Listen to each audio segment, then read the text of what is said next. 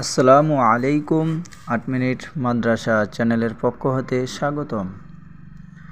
জীবনের সফলতায় মুহাম্মদ সাল্লাল্লাহু আলাইহি ওয়াসাল্লামের 11 উপদেশ ও দোয়া। ১। রাসূলুল্লাহ সাল্লাল্লাহু আলাইহি ওয়াসাল্লাম মানুষের মাঝে বিভেদ না করে ঘোষণা করেছেন, তোমাদের মধ্যে ওই ব্যক্তি সবচেয়ে বেশি সম্মানিত যে ব্যক্তি আল্লাহকে বেশি ভয় করে। এই ঘোষণাটি মহান আল্লাহ তাআলা প্রিয় নবীকে জানিয়েছেন এইভাবে, হে মানুষ, আমি তোমাদের এক পুরুষ ও এক নারী থেকে সৃষ্টি করেছি, পরে তোমাদের বিভক্ত করেছি বিভিন্ন জাতি ও গোষ্ঠীতে, যাতে তোমরা একে অপরের সঙ্গে পরিচিত হতে পারো। তোমাদের মধ্যে ওই ব্যক্তি আল্লাহর কাছে বেশি মর্যাদাবান যে সর্বাধিক আল্লাহকে ভয় করে। আল্লাহ সব কিছু জানেন এবং সব খবর রাখেন। সূরা হুজরাত আয়াত নম্বর 13। ২। কলুষমুক্ত চরিত্রের ব্যক্তিকে প্রিয় নবী ঈমানদার হিসেবে ঘোষণা দিয়েছেন। তিনি বলেন, কোনো মানুষ যদি পরিপূর্ণ ঈমানদার হতে চায় তবে সে যেন উত্তম চরিত্র অর্জন করে। এ হাদিসে চরিত্রকে মানুষের শ্রেষ্ঠ সম্পদ হিসেবে তুলে ধরেছেন। ৩। প্রিয়নবী সাল্লাল্লাহু আলাইহি ওয়াসাল্লাম পরিশুদ্ধ জীবনের জন্য মানুষকে নির্লোভী হতে উপদেশ দিয়ে বলেন, সবচেয়ে বেশি সম্মানিত হতে পারবে ওই ব্যক্তি যে মানুষের কাছে কোনো কিছু হাত পেতে চায় না। ৪। পরিশুদ্ধ গুনাহমুক্ত জীবনের জন্য বিশ্বনবী সবসময় আল্লাহ তাআলার জিকিরের উপদেশ দিয়েছেন। তিনি বলেন, আল্লাহর কাছে সর্বাধিক সম্মানিত ওই ব্যক্তি যে বেশি বেশি আল্লাহর জিকির করে।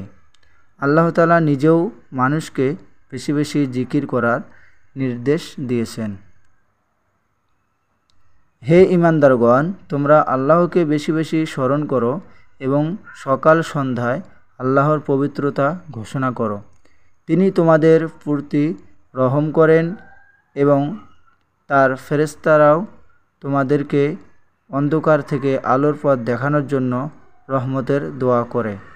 তিনি মুমিনদের প্রতি দয়ালু। সূরা আহজাব আয়াত 41-43।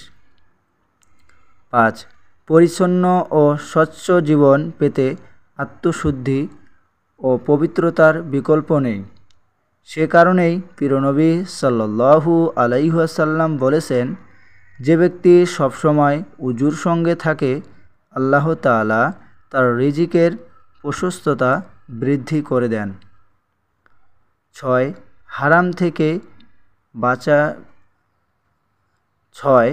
হারাম থেকে বেঁচে থাকাই ইবাদত কবুলের পূর্বশর্ত।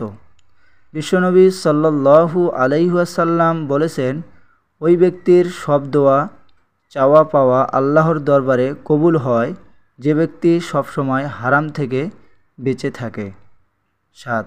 মুমিন মুসলমানের মুক্তি ও কল্যাণের প্রিয়নবী মানুষের ব্যক্তি জীবনের উপদেশও তুলে ধরেছেন এভাবে, কিয়ামতের দিন আল্লাহর দরবারে গুনাহমুক্তভাবে উপস্থিত হওয়ার গুরুত্বপূর্ণ আমল হলো স্ত্রী সহবাসের পর দ্রুত পবিত্র হয়ে যাওয়া।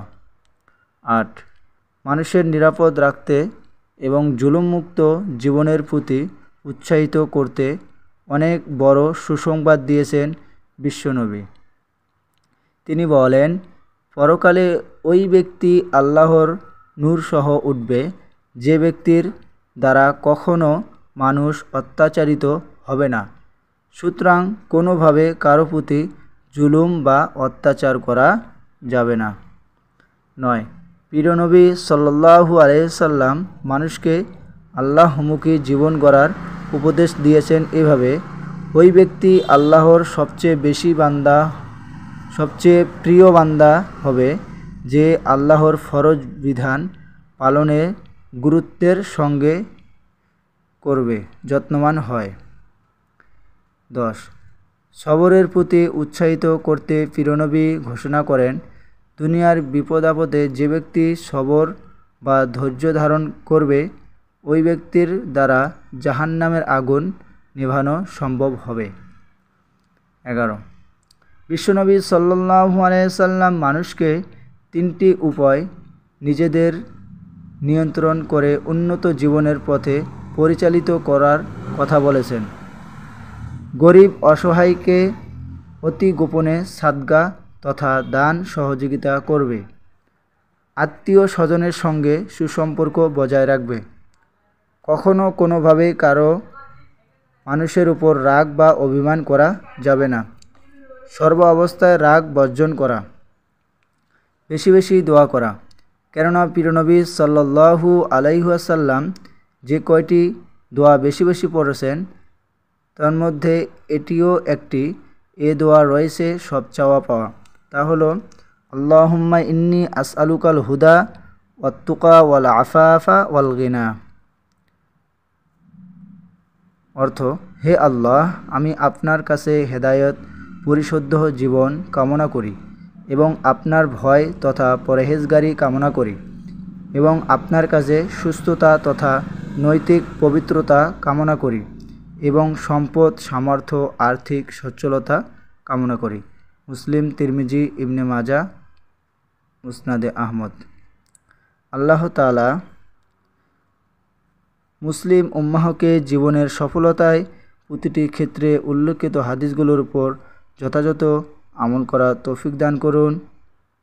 সকলে বলি আল্লাহুম্মা আমিন।